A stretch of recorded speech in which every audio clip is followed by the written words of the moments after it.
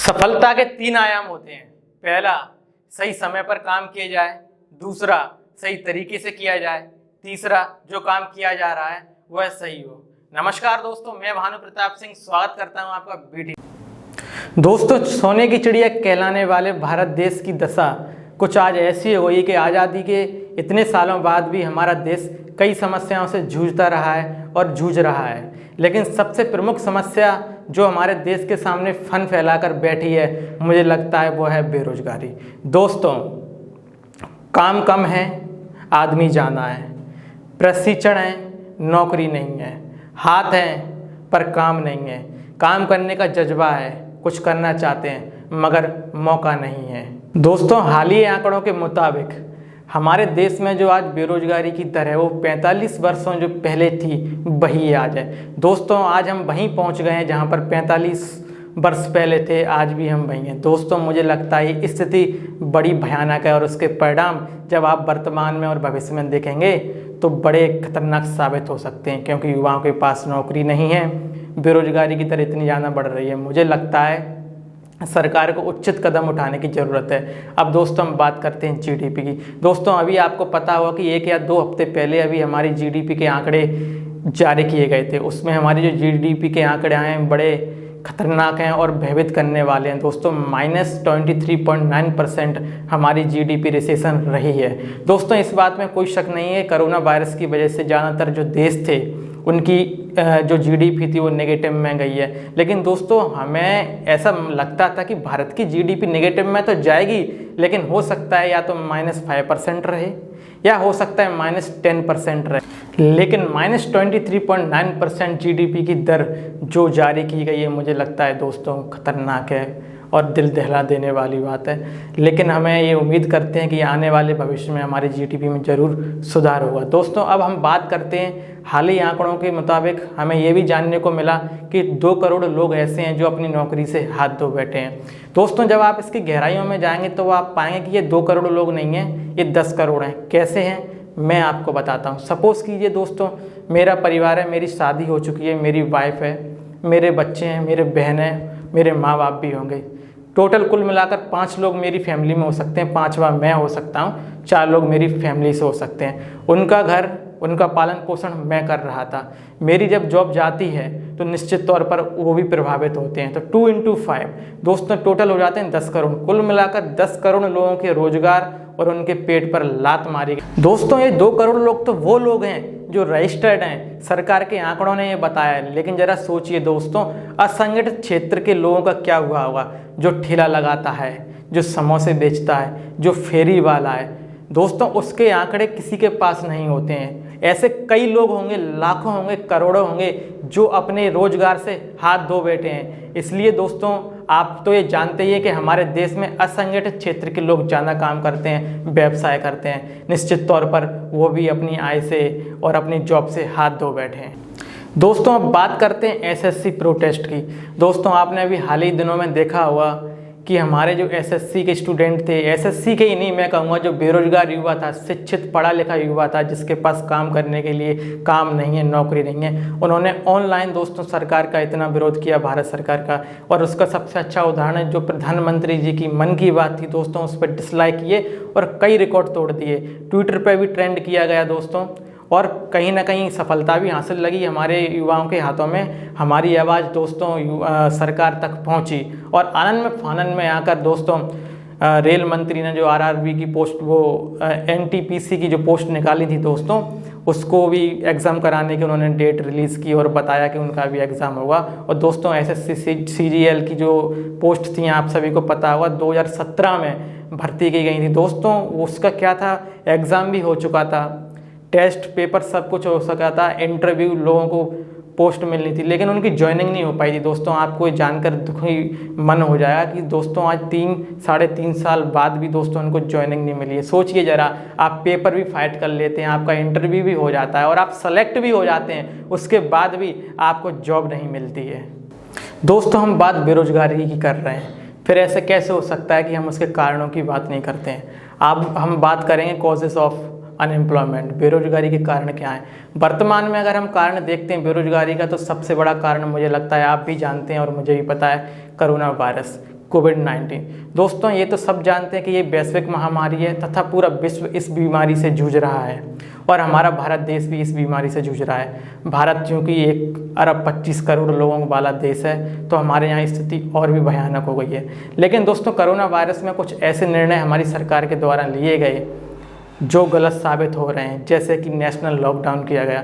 दोस्तों जब national lockdown किया गया था उस समय हम कुछ हद तक कोरोना वायरस को रोकने में कामयाब तो हुए, लेकिन दोस्तों जब लॉकडाउन ख़त्म हुआ तो कोरोना ने अपनी रफ्तार फिर से बढ़ा दी और हमें उसका कोई फ़ायदा नहीं मिला। लेकिन हमें उससे घाटा बहुत हुआ। घाटा ये हुआ कि हमारे जो धंधे थे, हमारे जो लोग काम कर रहे थे, जो आदमी ठेला लगाता था या कुछ और करता था, पूरी चौपट हो गई। हमारी जीडीपी दोस्तों माइनस में चली गई। और एक दूसरा पॉइंट आता है दोस्तों, उसको हम कैसे छोड़ सकते हैं, लेबर पलायन। जो मजदूरों ने जो पलायन किया दोस्तों लॉकडाउन में, बड़ा दिल दहलाने वाली तस्वीरें थीं। कोई प्रेग्नेंट वूमेन थी, वो पैदल जा रही है, पैरों में चप्पल नहीं थी, खाने के लिए रोटी नहीं था, पानी पीने के लिए नहीं था। इसी प्रकार से आप देखेंगे कि एक बूढ़े बाप को एक बेटी ले जा रही है साइकिल से चलाकर। हज़ारों किलोमीटर तक लोग पैदल तक गए, कुछ साइकिल से गए। दिल दहलाने वाली तस्वीरें थीं। मुझे लगता है ये भी एक भयानक तस्वीर थी और हमारी सरकार के पास कोई सुनियोजित कार्यक्रम नहीं था। आनन फानन में ऐलान किया गया कि आज से हम नेशनल लॉकडाउन करते हैं और उसका असर दिखा, और जो लोग जहाँ थे वहाँ फंसे रह गए, ना काम हुआ और रोजगार भी नहीं मिल पाया दोस्तों, और उनके परिवार पर एक संकट सा छा गया दोस्तों मुझे लगता है। दोस्तों अब बात करते हैं हम इकोनॉमिक रिसेशन। दोस्तों इसके अंतर्गत हम जीडीपी पहले से ही आपको बता चुके हैं, -23.9%, जो कि अच्छे आंकड़े नहीं हैं दोस्तों। जीडीपी का गिरना किसी भी प्रकार से हमारे लिए लाभकारी साबित नहीं हो सकता है। लेकिन इसके कारण क्या हुआ दोस्तों, लेस डिमांड। दोस्तों मांग कम हो गई है दोस्तों, मार्केट में पैसे की कमी हो गई है, लोग कम खर्चा करने लगे हैं। दोस्तों बेरोजगारी के कारणों की बात की जाए और सरकार की बात ना की जाए, ये कैसे संभव हो सकता है। मुझे लगता है बेरोजगारी के लिए किसी भी देश की सरकार जिम्मेदार होती है, रोजगार देने के लिए भी सरकार जिम्मेदार होती है और बेरोजगारी देने के लिए भी सरकार को जिम्मेदार ठहराना चाहिए। जैसा कि दोस्तों मैंने अभी आपको बताया एसएससी एंड प्रोटेस्ट। दोस्तों उस ज़्यादा मैं इसको एक्सप्लेन नहीं करूँगा क्योंकि मैं पहले आपको बता चुका हूँ, लेकिन मैं इसमें ये बात ज़रूर जोड़ना चाहूँगा। एक बात यहाँ से निष्पक्ष हो गई है, स्पष्ट हो गई है कि मांगने पर ही मिलेगा दोस्तों। लोगों ने प्रोटेस्ट किया, उनकी मांग को माना गया। इससे क्या जाहिर होता है, सरकार काम नहीं करना चाहती है। वो आपको बताना चाह रही है कि आप लड़ोगे अपने हक के लिए, जब आप सड़कों पर आएंगे तभी आपको मिलेगा। अगर आप ये सोचते हैं कि सरकार का दायित्व है आपको रोजगार देना और वो अपने आप आपके लिए करेगी, तो ऐसा कुछ होने वाला नहीं है। सरकार के इरादे साफ हैं कि आप लड़िए अपने हक के लिए, तभी हम आपकी बात को सुनेंगे और तभी कुछ करके दिखाएंगे। दोस्तों अब हम बात करते हैं बेरोजगारी के परिणामों की। दोस्तों decline in economy, per capita income दोस्तों कम हुई है। प्रति व्यक्ति जो आय थी हमारे देश के व्यक्तियों की, लोगों की, वह कम हो गई है। लेस डिमांड हो गई है, लोग डिमांड कम करते हैं। स्टैंडर्ड ऑफ लिविंग दोस्तों मुझे लगता है ये भी एक परिणाम है दोस्तों। जो रहने का स्तर है लोगों का वो नीचे गिर गया है, क्योंकि लोगों के पास पैसा नहीं है। अच्छे कपड़े पहनने के लिए, अच्छे एजुकेशन के लिए पैसा होना आवश्यक होता है, लेकिन आज की स्थिति के अनुसार ये सब संभव नहीं है। इसलिए लोगों का जो स्टैंडर्ड है वो गिर गया है। दोस्तों गरीबी वैसे ही हमारे देश के लिए अभिशाप है, लेकिन अब और ज़्यादा गरीबी बढ़ रही है। जीडीपी का गिरना, ऊपर से कोरोना वायरस, गरीब और गरीब होता जा रहा है और अमीर होता जा रहा है। दोस्तों पब्लिक अनरेस्ट, जनता में दोस्तों एक असंतुष्ट की भावना है। हाल ही दिनों में प्रोटेस्ट हुए हैं, वो इस बात की ओर इशारा कर रहे हैं। सामाजिक तौर पर असंतोष है, पॉलिटिकल के क्षेत्र में भी मुझे लगता है असंतोष है, और अर्थव्यवस्था इकोनॉमिकली अनरेस्ट भी दोस्तों यहाँ पर देखने को मिलता है। दोस्तों शासन की विफलता, दोस्तों आपको ये मैं बताना चाहता हूँ कि एसबीआई जो एक भरोसेमंद बैंक है, और शायद मुझे लगता है कि जब भी कोई आम आदमी सबसे पहले किसी बैंक में खाता खुलवाने जाता है तो वो एसबीआई बैंक होती है। लेकिन दोस्तों आपको ये जानकर हैरानी होगी कि 30,000 एम्प्लॉइज़ को एसबीआई वीआरएस के तौर पर हटाने जा रहा है, जो एक बड़ी घटना है। दोस्तों अब हम बात करते हैं मध्य प्रदेश के लोक सेवा आयोग की। दोस्तों मध्य प्रदेश लोक सेवा आयोग जो कि लोक सेवा आयोग एक एग्ज़ाम कराता है, शासकीय एग्ज़ाम करा जाता है, सिविल सर्विसेज के एग्ज़ाम कराता है, जिसका जिक्र हमारे भारतीय संविधान में दोस्तों उसने भी अपनी जो भर्तियां थी 2020 का जो एग्ज़ाम था कैंसिल कर दिया है। तो ये तो दोस्तों वो आयोग हैं जो संवैधानिक आयोग हैं, उनकी ये दशा है। तो आप उम्मीद कर सकते हैं आरआरबी, एनटीपीएससी, एनटीपीसी एंड एसएससी इनका क्या हाल होगा। दोस्तों अब हम बात करेंगे लोकतंत्र के चौथे स्तंभ की, यानी कि मीडिया।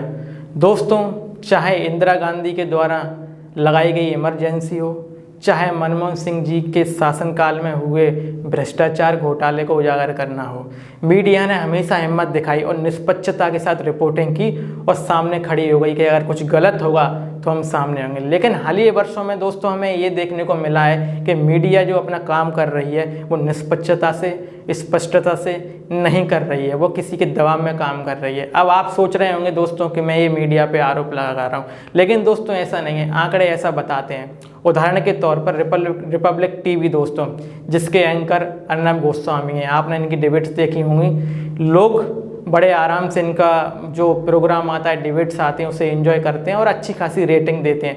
लेकिन दोस्तों अब आपको मैं कुछ आंकड़े बताना चाहता हूँ, पेश करना चाहता हूँ, आपके होश उड़ जाएंगे। दोस्तों अर्नब गोस्वामी जी ने, अभी मैं आपको बताता हूँ डिबेट्स की, उसके ऊपर बताना चाहता हूँ। दोस्तों रिपब्लिक टीवी की डिबेट्स 26 मई से लेकर 9 सितंबर 2020 तक की जो डिबेट्स हैं उसके आंकड़े हैं, मैं आपको बताता हूँ। सुशांत सिंह राजपूत केस 39 डिबेट्स दोस्तों उन्होंने इस टॉपिक पे की हैं। दोस्तों इस बात में कोई संदेह नहीं है कि सुशांत सिंह राजपूत एक उभरते हुए सितारा थे और बॉलीवुड के सुपरस्टार थे। उन मृत्यु से करोड़ों फैंस को मुझे लगता है दुखी हुए, हम भी दुखी हैं क्योंकि हम भी उनके फ़ैन थे। लेकिन दोस्तों उनका जो भी हुआ है, मर्डर हुआ है या सुसाइड हुआ है, वो जांच एजेंसियां अपना काम कर रही हैं और जो भी उसमें आरोपी होगा निश्चित तौर पर उसे फांसी दी जाए या सज़ा दी जाए, वो उनके ऊपर है। लेकिन मुझे ऐसा लगता है कि इस मुद्दे को ज़रूरत से ज़्यादा तवज्जो दी गई है। अब बात करते हैं दोस्तों एंटी कांग्रेस। दोस्तों एंटी कांग्रेस पे इन्होंने 21 डिबेट्स की।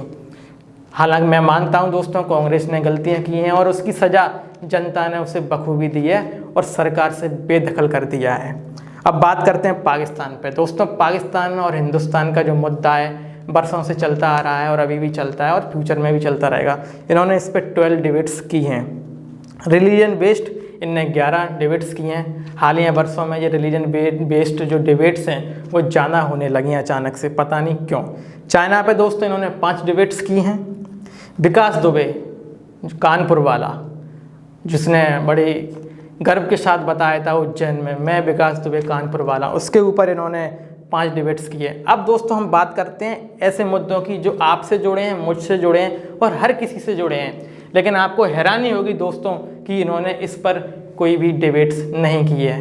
अनएम्प्लॉयमेंट 0 डिबेट्स हैं दोस्तों। बेरोजगारी कितनी बड़ी समस्या है हमारे देश में, लेकिन इसके बाद भी इन एंकर्स ने, इस टीवी चैनल ने दोस्तों 0 डिबेट्स किए हैं। दोस्तों कोरोना पर भी इनकी 0 डिबेट्स हैं। कोरोना वैश्विक बीमारी है लेकिन उन्होंने कोरोना पर कोई डिबेट नहीं की है। दोस्तों मैं सच बताऊं, जब मैं रिसर्च कर रहा था तो मुझे भी नहीं पता था। ये आंकड़े जब मेरे सामने आए तो मैं हिल गया कि 0 डिबेट्स हैं। दोस्तों अब बात करते हैं एजुकेशन। दोस्तों शिक्षा किसी भी देश के लिए एक महत्वपूर्ण होती है, क्योंकि जिस देश के लोग पढ़े लिखे होंगे दोस्तों निश्चित तौर पर वह देश विकास करेगा और विकास के नए आयाम को छुएगा दोस्तों। लेकिन आपको ये जानकर हैरानी होगी दोस्तों कि हमारे टीवी एंकर्स और न्यूज़ चैनल्स ने एजुकेशन के ऊपर कोई भी डिबेट्स नहीं की है। जीडीपी दोस्तों, इकोनॉमी पर भी सर 0 डिबेट्स हैं। आप समझ सकते हैं कि हमारे टीवी चैनल्स हमको क्या दिखाना चाहते हैं दोस्तों।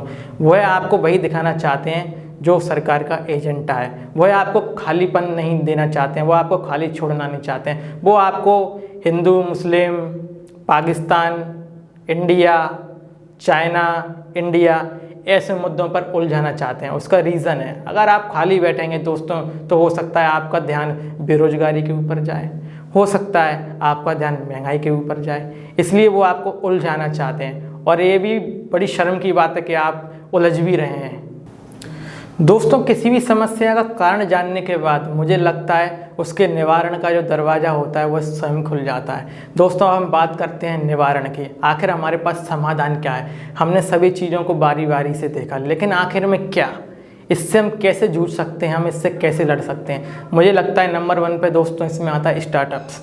दोस्तों चीज़ें आपके विपरीत चल रही हैं, लेकिन आपको स्टार्टअप्स बनाने चाहिए, शुरू करने चाहिए। खुद का काम आपको स्टार्ट करना ही पड़ेगा, क्योंकि आप अगर दूसरों के भरोसे बैठे रहेंगे तो कुछ होने नहीं वाला है। आपकी असफलताओं को यहाँ पर कोई नहीं देखने वाला है, लोग आपकी सफलता को सलाम करेंगे। इसलिए कोशिश करें कि खुद का स्टार्टअप्स जल्द से जल्द तैयार करें या शुरू करें। दोस्तों गवर्नमेंट पैकेज, इस बात में कोई शक नहीं है कि हमारी भारत सरकार ने दोस्तों कोरोना महामारी के दौरान 20 लाख करोड़ का पैकेज राहत कार्य के लिए दिया था। लेकिन मुझे लगता है दोस्तों ये काफ़ी कम है, क्योंकि हमारे देश की जनसंख्या बहुत अधिक है और गरीबी बहुत अधिक है। लेकिन ज़मीनी स्तर पर इसका इम्प्लीमेंट मुझे नहीं लगता है कि हुआ है, और ना ही वो दिख रहा है। इसलिए सरकार से अपील की जाती है कि और विशेष पैकेज इस देश की लाखों गरीब जनता के लिए जल्द से जल्द ऐलान करें। अब बात करते हैं दोस्तों सिस्टम रिफॉर्म्स। दोस्तों मुझे लगता है कोई भी सिस्टम अच्छा या बुरा नहीं होता है। अच्छे तो लोग होते हैं या बुरे होते हैं, सिस्टम तो हमेशा न्यूट्रल रहता है। अगर अच्छे लोग किसी सिस्टम को ऑपरेट करते हैं तो वो सिस्टम अच्छा हुआ, अगर बुरे लोग किसी सिस्टम को ऑपरेट करते हैं वो सिस्टम खराब होगा। इसलिए कोशिश करनी चाहिए सिस्टम रिफॉर्म्स करने की। जो सिस्टम आज हमारे ख़राब हो चुके हैं, जिसमें ख़राब लोग बैठे हुए हैं, भ्रष्टाचारी बैठे हुए हैं, ऐसे लोगों को तत्काल वहाँ से हटाकर ईमानदार लोगों को बैठाना चाहिए, जो सिस्टम को एक नई ऊर्जा प्रदान करें, एक नई एनर्जी के साथ शुरुआत कर सकें। दोस्तों आरबीआई, दोस्तों इस बात का अंदेशा आपको भी और हमें भी है कि जब भी हमारे देश में संकट आया है, आरबीआई ने हमेशा बीच में आकर हमारे देश के हो रही समस्या हमारी सरकार के साथ कंधे से कंधा मिलाकर खड़ी रही है, और कई मुसीबतों से आरबीआई ने हमारे देश को बाहर भी निकाला है। दोस्तों इस समय भी हमारे देश की दशा कुछ ठीक नहीं है, और आरबीआई से उम्मीद की जाती है कि इस बार भी आरबीआई ज़रूर हमारे देश के लिए कुछ अच्छा करेगा। हाल ही दिनों में आरबीआई ने कुछ ऐसी पॉलिसीज़ बनाई हैं जिससे उम्मीद की जा सकती है कि हमारे देश की जो जीडीपी है उसमें सुधार होगा। दोस्तों सबसे ज़्यादा इम्पोर्टेंट है इंडिविजुअल हार्ड वर्क। दोस्तों जीडीपी भी नेगेटिव में है, बेरोजगारी भी बढ़ रही है, महंगाई भी है। अब हम करें तो करें क्या? ऐसे समय में मुझे लगता है व्यक्तिगत कार्य को ऊर्जा देनी चाहिए और उस पर काम करना चाहिए, उसको महत्व देना चाहिए। आप अपना छोटा काम या बड़ा काम स्टार्ट कर सकते हैं, और आपको करना ही पड़ेगा, चाहे आप इसे मजबूती समझिए, चाहे आप इसको मजबूरी समझिए। लेकिन अब आपके पास कोई ऑप्शन है भी नहीं दोस्तों, आपको ये करना ही पड़ेगा।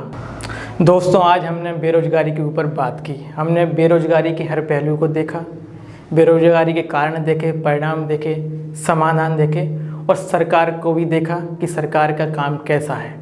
लेकिन दोस्तों अब क्या किया जाए?